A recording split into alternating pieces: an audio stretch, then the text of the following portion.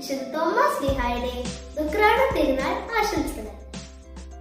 യേശുവിന്റെ ശിഷ്യനും ഭാരതത്തിന്റെ അപ്പസ്തോലനുമായ വിശുദ്ധ തോമസ് സ്ലീഹ രക്തസാക്ഷിത്വം വരിച്ചതിന്റെ ഓർമ്മയാണ് ദുഃഖാട തിരുനാൾ. ജൂലൈ 3-നാണ് ഭാരത കത്തോലിക്ക സഭ വിശുദ്ധ തോമസ് സ്ലീഹായുടെ ഈ തിരുനാൾ ആഘോഷിക്കുന്നത്. കാലത്തിനൊപ്പം പരിഷ്കരിക്കപ്പെട്ട് സെന്റ് തോമസ് ഡേ എന്നാണ് ഈ ദിനം ഇപ്പോൾ അറിയപ്പെടുന്നത്. ലോകരക്ഷകനായ മിശിഹായുടെ 12 സ്ലീഹന്മാരിൽ ഒരാളായിരുന്നു ദിദിമോസ് എന്നറിയപ്പെടുന്ന ഗലീലി സ്വദേശിയായ വിശുദ്ധ തോമസ്. ഊർജ്ജസ്വലനും ധീരനുമായ ശിഷ്യനായിരുന്നു തോമസ് സ്ലീഹ. AD 52 തോമസ് സ്ലീഹ കേരളത്തിലെത്തിയെന്ന് വിശ്വസിക്കപ്പെടുന്നു.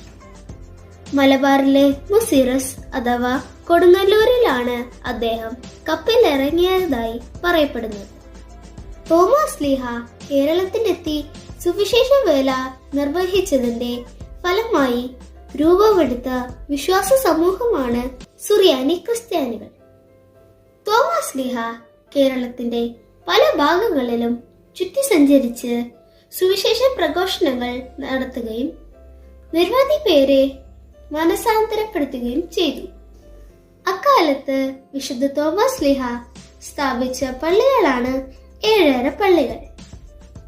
നിലവിൽ മാർത്തോമ നസ്രാണി വിഭാഗങ്ങളുടെ ഇടയിൽ 7 പള്ളികളായി അംഗീകരിക്കപ്പെടുന്നത് പാലയൂർ, കൊടുങ്ങല്ലൂർ,